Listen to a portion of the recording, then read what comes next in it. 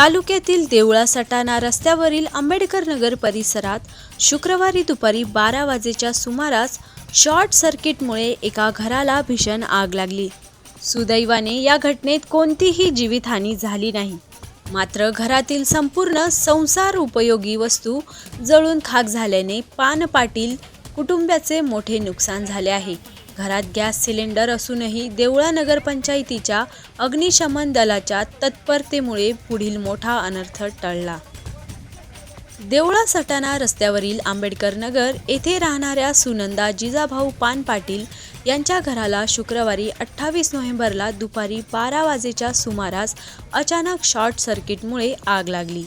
ज्यावेळी ही घटना घडली त्यावेळी सुनंदा पान पाटील घरातच उपस्थित होत्या। त्यांनी तातडीने आरडाओरडा करत घटनेची माहिती शेजाऱ्यांना दिली।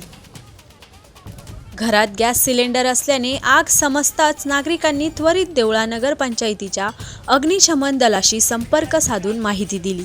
त्यानंतर देवळा नगरपंचायतीचे अग्निशमन दलाचे जवान तात्काळ घटनास्थळी दाखल झाले। त्यांनी वेळ न दडवता आग त्वरित आटोक्यात आणली। अग्निशमन दलाच्या तत्परतेमुळे घरात असलेला गॅस सिलेंडर सुरक्षित राहिला आणि मोठा अनर्थ टळला। या आगीत घरात असलेल्या सुनंदा पान पाटील यांच्या कुटुंबाच्या संसार उपयोगी वस्तू, फर्निचर आणि साहित्य संपूर्णपणे जळून खाक झाले असून त्यांचे लाखोंचे नुकसान झाले आहे।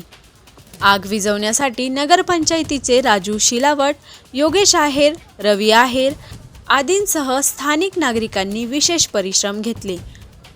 RB न्यूजसाठी मलिक शेख, मोखाडा।